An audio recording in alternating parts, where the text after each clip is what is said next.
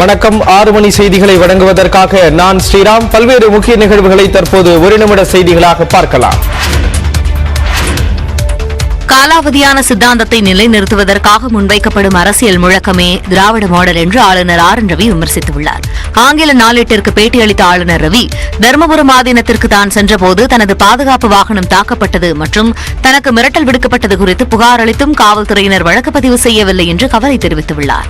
அண்மையில் தூத்துக்குடியில் கிராம நிர்வாக அலுவலர் கொலை உள்ளிட்ட பல்வேறு சம்பவங்களை குறிப்பிட்டுள்ள அவர், இதுபோன்ற சம்பவங்கள் நடைபெற்று வரும் சூழலில் தமிழ்நாடு அமைதி பூங்காவாக இருக்கிறது என்று எப்படி கூற முடியும் என்று வினவியுள்ளார். தமிழ்நாட்டிற்குள் தமிழ், ஆங்கிலத்தை தவிர வேறு மொழிகளை அனுமதிக்க மாட்டோம் என்ற போக்கு நிலவுவதாகவும், இருமொழிக் கொள்கை என்பது பிரிவினைவாதத்தை தூண்டும் செயல் என்றும் கருத்து தெரிவித்துள்ளார். சட்டப்பேரவையில் சபாநாயகருடன் கலந்து பேசி முதலமைச்சர் தனக்கு எதிராக தீர்மானம் கொண்டு வந்ததால் சட்டப்பேரவையிலிருந்து பாதையில் வெளியேறியதாக விளக்கமளித்தார். நிதியமைச்சர் பழனிவேல் தியாகராஜன் ஆளுநர் மாளிகைக்கு ஒதுக்கப்பட்ட நிதி பற்றி பொய் தகவலை வெளியிட்டிருப்பதாக கூறியுள்ளார். தனிப்பட்ட முறையில் தனக்கும் முதலமைச்சர் ஸ்டாலினுக்கும் இடையே நல்ல நட்புறவு இருப்பதாகவும், மு க ஸ்டாலின் ஒரு நல்ல மனிதர் என்றும், இருவரும் பரஸ்பர மரியாதையாகவே நடந்து கொள்வதாகவும் கூறியுள்ளார். மேலும் திராவிட மாடல் என்ற ஒன்றே கிடையாது, காலாவதியான சித்தாந்தத்தை நிலைநாட்ட முன்வைக்கப்படும் அரசியல் முழக்கம்தான் திராவிட மாடல் என்று ஆளுநர் விமர்சித்துள்ளார். தமிழ்நாட்டின் திராவிட மாடலே இந்தியாவின் அனைத்து மாநிலங்களுக்குமான ஆட்சி நிர்வாக பார்முலா என்பது உறுதியாகி இருப்பதாக முதலமைச்சர் மு க ஸ்டாலின் பெருமிதம் தெரிவித்துள்ளார். தமிழ்நாடு அரசின் 2 ஆண்டு சாதனைகளை மக்களிடம் எடுத்துரைக்க கூறி திமுகவினருக்கு முதலமைச்சர் ஸ்டாலின் கடிதம் எழுதியுள்ளார். அதில் திராவிட மாடல் அரசின் சாதனை திட்டங்களை பொறுத்துக் கொள்ள முடியாமல் திசை திருப்பும் வகையில் அரசியல் கட்சியினர் சமூக வலைதளங்களில் அடிப்படை ஆதாரமற்ற பல காணொலிகளை பரப்பிக் கொண்டிருப்பதாக சாடியுள்ளார். திமுகவை விமர்சித்தால் தான் தங்களுக்கு அடையாளமும் முகவரியும் கிடைக்கும் என்று அவதூறு பரப்பப்படுவதாக கூறியுள்ள அவர், அரசியல் காழ்ப்புணர்வாளர்களின் அவதூறுகளை முறியடிக்க வேண்டும் என்று கேட்டுக் கொண்டுள்ளார். திராவிட மாடல் அரசின் 2 ஆண்டு சாதனைகளை விளக்கி வரும் 7, 8, 9 ஆகிய 3 நாட்களில் 1222 இடங்களில் பொதுக்கூட்டங்கள் நடைபெற உள்ளதாகவும், மே 7ஆம் தேதி சென்னை பல்லாவரம் கண்டோன்மென்ட் நகரில் நடைபெறும் சாதனை விளக்க பொதுக்கூட்டத்தில் தான் உரையாற்ற உள்ளதாகவும் குறிப்பிட்டுள்ளார். இலவச திட்டங்களால் சீரழிவு ஏற்பட்டுவிட்டதாக இழிவாக பேசியவர்கள் இப்பொழுது கர்நாடக சட்டமன்ற தேர்தல் களத்தில் என்னென்ன வாக்குறுதிகளை வழங்கியிருக்கிறார்கள் என்பதிலிருந்து அவர்களின் இரட்டை வேடம் அம்பலப்படுத்தப்பட்டுள்ளதாகவும் விமர்சித்துள்ளார். தமிழ்நாட்டின் திராவிட மாடலே இனி இந்தியாவின் அனைத்து மாநிலங்களுக்குமான ஆட்சி நிர்வாக பார்முலா என்பது உறுதியாகி இருப்பதாக கூறியுள்ள முதலமைச்சர், இருளை விரட்டிய 2 ஆண்டு கால விடியல் ஆட்சியின் வெற்றி இது என்றும், 5 ஆண்டு முழுமைக்கும் இந்த வெற்றி தொடரும் என்றும் தெரிவித்துள்ளார்.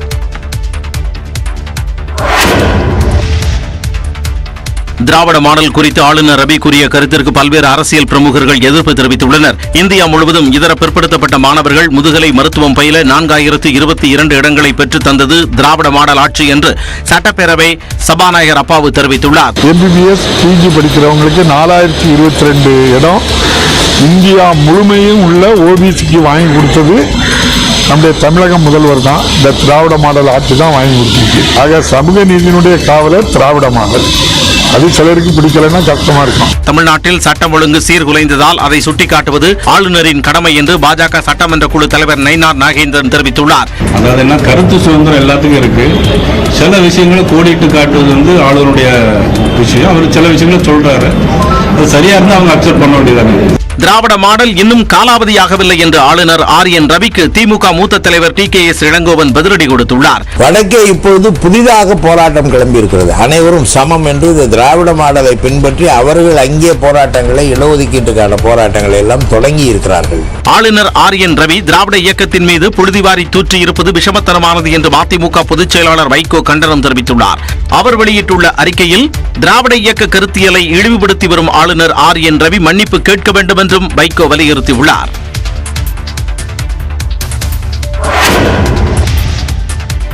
நடிகர் மனோபாலாவின் உடல் சென்னை வளசரவாக்கத்தில் உள்ள மின்மயானத்தில் தகனம் செய்யப்பட்டது.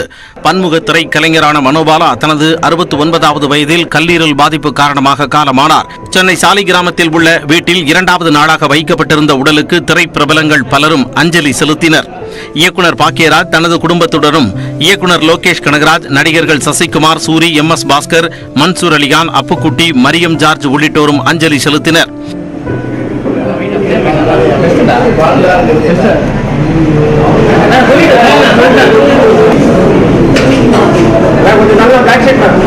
இதையடுத்து மனோபாலா உடலுக்கு குடும்பத்தினர் மற்றும் உறவினர்கள் சடங்குகளை செய்தனர்.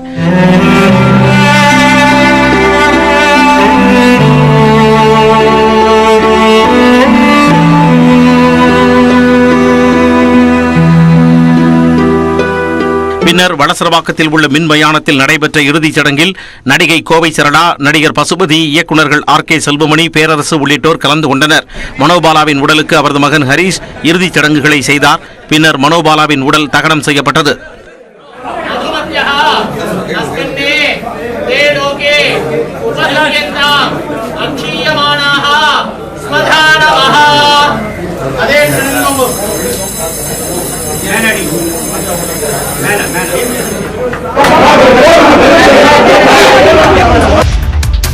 சென்னை கிழக்கு கடற்கரை சாலை மாமல்லபுரம் அருகே ஆட்டோ மீது அரசு பேருந்து மோதி விபத்துக்குள்ளானதில் 6 பேர் சம்பவ இடத்திலேயே உயிரிழந்தனர்.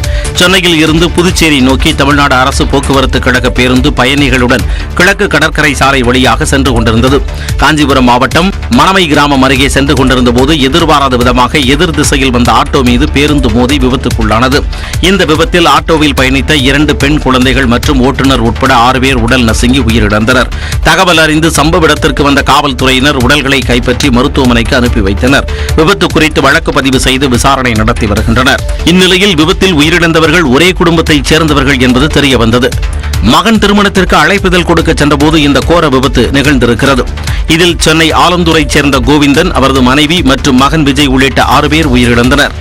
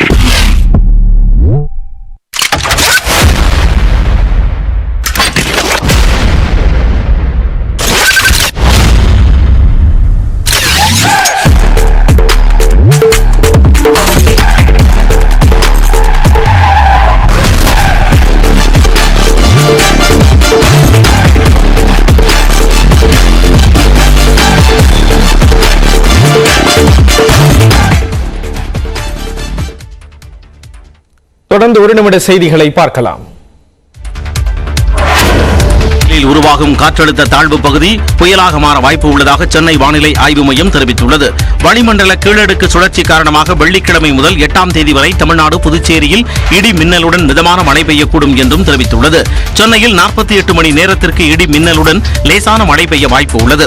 சனிக்கிழமை முதல் 3 நாட்களுக்கு தமிழ்நாடு, புதுச்சேரியில் அதிகபட்ச வெப்பநிலை 4 டிகிரி செல்சியஸ் வரை உயரக்கூடும் என்று தெரிவித்துள்ளது. தென்கிழக்கு வங்கக்கடல் பகுதிகளில் வருகின்ற 7ஆம் தேதி காற்றழுத்த தாழ்வு பகுதி உருவாகக்கூடும் என்றும் இது 8ஆம் தேதி காற்றழுத்த தாழ்வு மண்டலமாக வலுப்பெற்று வடக்கு திசையில் நகர்ந்து மத்திய வங்கக்கடல் பகுதிகளில் புயலாக வலுப்பெறக்கூடும் என்றும் தெரிவிக்கப்பட்டுள்ளது. எனவே ஆழ்கடலில் உள்ள மீனவர்கள் 7ஆம் தேதிக்குள் கரைக்கு திரும்ப வேண்டும் என்று அறிவுறுத்தப்பட்டுள்ளது. வைகை ஆற்றில் எழுந்தருளும் நிகழ்வுக்காக அழகர் கோயிலில் இருந்து தங்கப்பள்ளக்கில் மதுரைக்கு வருகை தந்த கள்ளழகரை எதிர்கொண்டு வரவேற்கும் எதிர் சேவை நிகழ்ச்சி கோலாகலமாக நடைபெற்றது.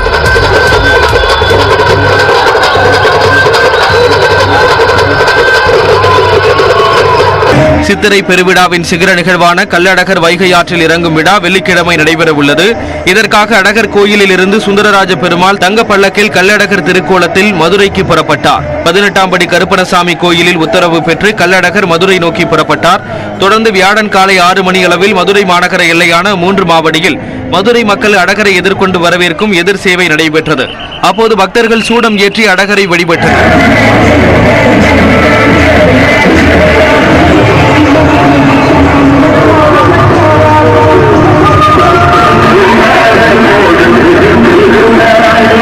தொடர்ந்து புதூர் மாரியம்மன் கோயில், அம்பலக்காரர் மண்டபம் உள்ளிட்ட பல்வேறு மண்டகப்படிகளில் எழுந்தருளிய அவர் இரவில் தல்லாக்குளம் பெருமாள் கோயிலை அடைகிறார். அங்கு ஆண்டாள் சூடி கொடுத்த மாலையை அணிந்து பக்தர்களுக்கு காட்சியளிக்க உள்ளார். இதைத் தொடர்ந்து வெள்ளிக்கிழமை அதிகாலையில் கள்ளழகர் தங்க குதிரை வாகனத்தில் வீற்றிருந்து வைகை ஆற்றில் எழுந்தருளுகிறார்.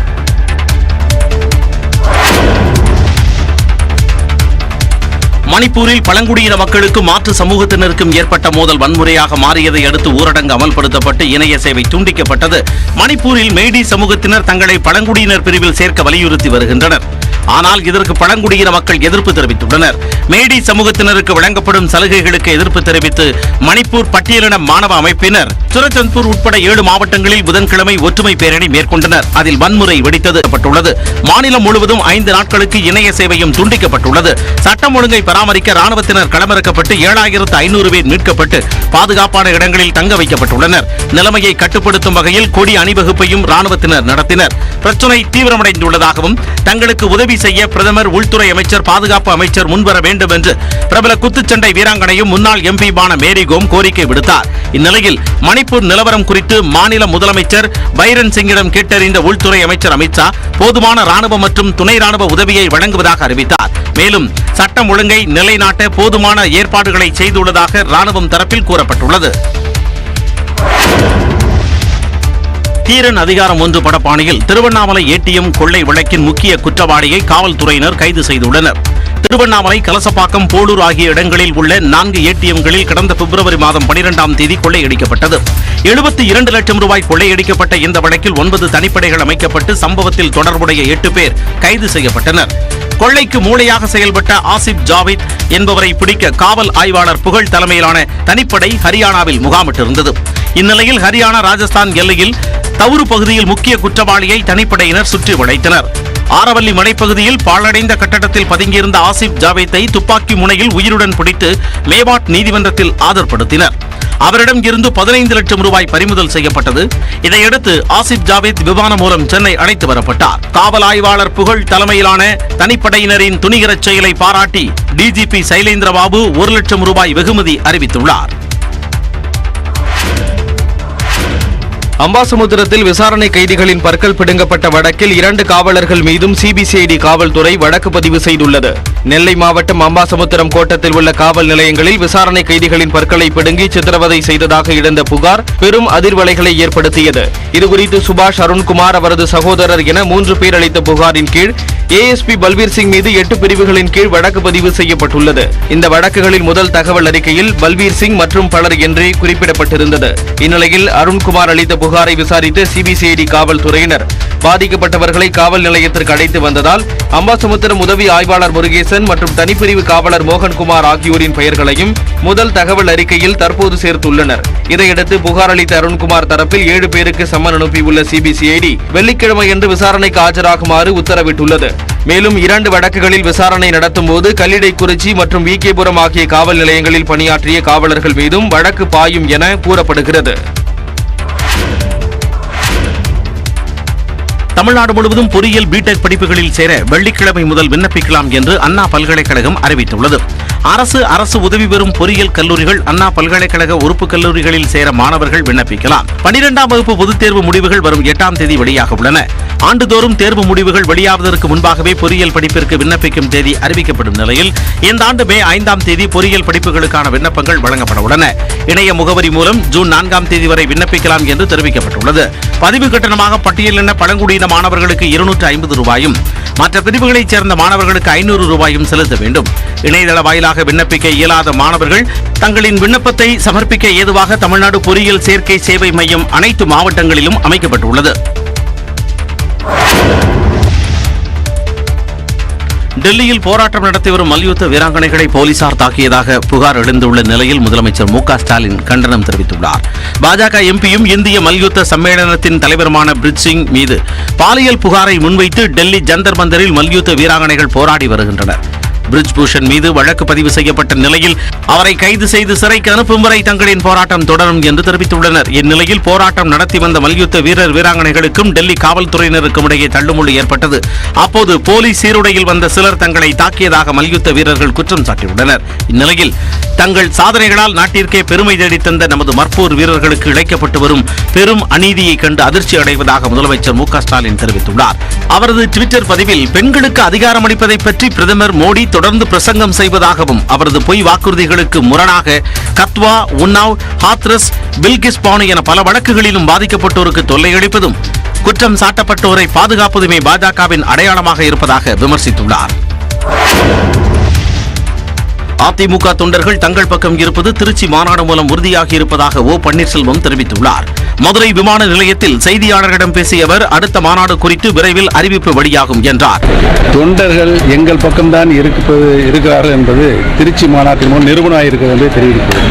எடப்பாடி பழனிசாமியுடன் இணைய தூது அனுப்புவதாக கூறுவது முற்றிலும் தவறானது எனவும் அவர் நாள்தோறும் பொய்களை பரப்பி வருவதாகவும் ஓ பன்னீர்செல்வம் தெரிவித்தார். மீண்டும் இணையதற்கு தூது அனுப்பிச்சிருக்கீங்கன்னு சொல்லி பழனிசாமி தினந்தோறும் பொய் மூட்டைகளை அவிழ்த்துக் கொண்டிருக்கிறார். இந்த செய்தி அவருடைய அண்டப்புழுகு ஆகாசப்புழுவுக்கு ஒரு சான்றாக இருக்கிறது என்பதை தெரிவித்துக் கொள்கிறேன். அதிமுக பொதுச் செயலாளர் பதவியை அங்கீகரித்த வழக்கில் தேர்தல் ஆணையமும் எடப்பாடி பழனிசாமியும் டெல்லி உயர்நீதிமன்றத்தில் பதிலளித்த பின்னர் தனது கருத்தை தெரிவிப்பதாகவும் ஓ பன்னீர்செல்வம் குறிப்பிட்டார்.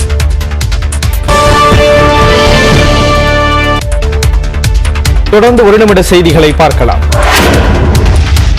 சேலத்தில் இருந்து வந்தே பாரத் ரயில் மூலம் அதிமுக பொதுச் செயலாளர் எடப்பாடி பழனிசாமி சென்னைக்கு பயணித்தார். கடந்த ஒரு வாரத்திற்கு மேலாக சேலத்தில் தங்கியிருந்த அவர் பல்வேறு மாவட்டங்களில் இருந்து வந்த நிர்வாகிகள் தொண்டர்களை சந்தித்து வந்தார். இந்நிலையில் வியாழக்கிழமை காலை 8 மணி அளவில் சேலம் ரயில் நிலையத்தில் இருந்து வந்தே பாரத் ரயில் மூலம் சென்னை புறப்பட்டார். அவரை அதிமுக தொண்டர்கள் நிர்வாகிகள் வழி அனுப்பி வைத்தனர்.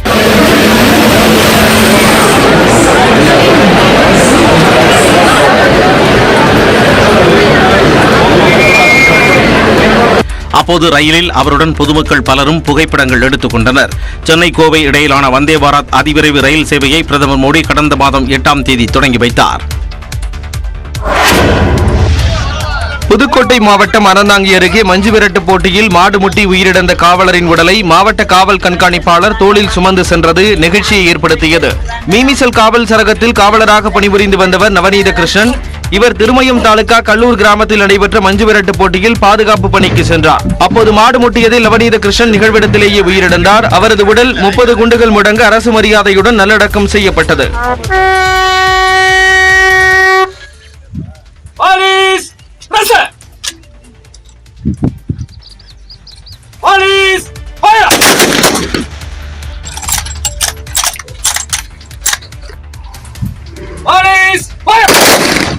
முன்னதாக காவலரின் உடலை மாவட்ட காவல் கண்காணிப்பாளர் வந்திதா தனது தோளில் சுமந்து சென்றார்.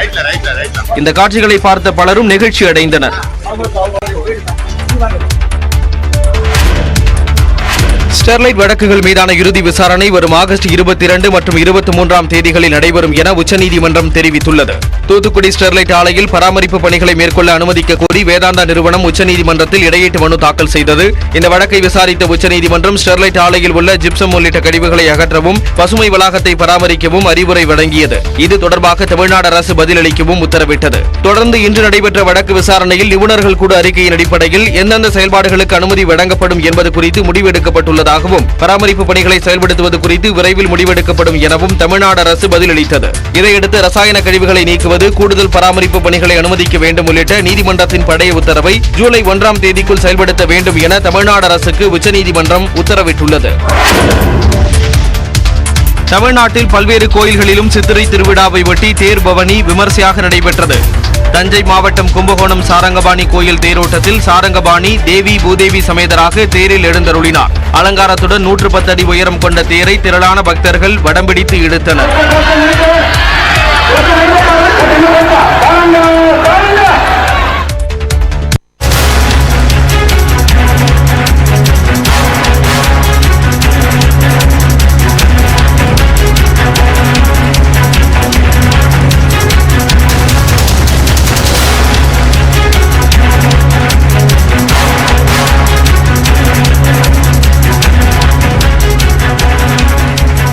அதிமுக அலுவலகத்தில் இருந்து எடுத்துச் செல்லப்பட்ட பொருட்கள், ஆவணங்களை கட்சியின் அமைப்பு செயலாளர் CV சண்முகத்திடம் ஒப்படைக்க வேண்டும் என்று உத்தரவிடப்பட்டிருக்கிறது. கூடுதல் தகவல்களை செய்தியாளர் மதன் வழங்க கேட்கலாம். மதன், விவரம். அதிமுக பொதுக்குழு கூட்டம் கடந்த ஜூலை 11ஆம் தேதி நடைபெற்றது. அப்போது ஓ பன்னீர்செல்வம் தன்னுடைய ஆதரவாளருடன் ராயப்பேட்டை அதிமுக அலுவலகம் சென்ற போது அந்த இரண்டு தரப்பிற்கும் மோதல் ஏற்பட்டு அது பின்னர் கலவரமாக மாறியது. அப்போது அலுவலகத்திலிருந்து சொத்து ஆவணங்கள், வாகனங்கள், ஆஸ்தி புத்தகங்கள் மற்றும் கம்ப்யூட்டர் உள்ளிட்ட பல்வேறு பொருட்களை ஓ பன்னீர்செல்வம் தரப்பினர் எடுத்து சென்று விட்டதாக கட்சியின் அமைப்பு செயலர் CV சண்முகம் ராயப்பேட்டை காவல் நிலையத்தில் ஒரு புகார் அளித்தார். இந்த கலவரம் தொடர்பான வழக்கு CBCIDக்கு பின்னர் மாற்றப்பட்டுவிட்டது. அதிமுக அலுவலகத்திலிருந்து கொண்டு செல்லப்பட்ட அந்த பொருட்களை காவல்துறையிடம் ஓபிஎஸ் தரப்பிலே ஒப்படைத்தார்கள். அந்த பொருட்கள் தற்போது சென்னை சைதாப்பேட்டை 11வது நீதிமன்றத்தின் கட்டுப்பாட்டில் உள்ளது. இந்த பொருட்களை ஒப்படைக்க வேண்டும் என ஏற்கனவே சி சண்முகம் தரப்பில் சைதாப்பேட்டை நீதிமன்றத்தில் மனு தாக்கல் செய்யப்பட்டது. அதற்கு எதிர்ப்பு தெரிவித்து ஓபிஎஸ் தரப்பிலும் அங்கு மனு தாக்கல் செய்யப்பட்டது. இந்த மனுக்களை விசாரித்த சைதாப்பேட்டை நீதிமன்றம் அதிமுக பொதுக்குழு மற்றும் பொதுச் செயலாளர் தேர்ந்தெடுப்பு உட்பட அந்த பிரதான வழக்கில் இதுவரைக்கும் இந்த இறுதி தீர்ப்பு பிறப்பிக்கப்படாதால் அந்த ஆவணங்களுக்கு யார் உறுதியாளர் என்று தற்போது முடிவு செய்ய முடியாது என்று தெரிவித்து சி.வி. சண்முகம் மனுவை தள்ளுபடி செய்தார்கள். அதன் பின்னர் சைதாப்பேட்டை நீதிமன்ற உத்தரவை எதிர்த்து சி.வி. சண்முகம் சென்னை உயர்நீதிமன்றத்தில் மேல்முறையீட்டு மனு தாக்கல் செய்தார். இந்த மனுவை தான் இன்று நீதிபதி இரண்டில் விசாரித்தார். அப்போது அதிமுக அலுவலகத்திலிருந்து கொண்டு செல்லப்பட்ட அந்த அனைத்து ஆவணங்கள் மற்றும் இந்த பொருட்களை கட்சியின் அமைப்பு செயலாளர் சி.வி. சண்முகத்திடம் ஒப்படைக்க வேண்டும் என்று தற்போது காவல்துறைக்கு உத்தரவிட்டார். அது மட்டுமில்லாமல் இந்த வழக்கு குறித்து ஒரு விரிவான உத்தரவை பிறகு தான் பிறப்பிப்பதாகவும் தெரிவித்துள்ளார். தகவல்களை வழங்கியதற்கு நன்றி மதன்.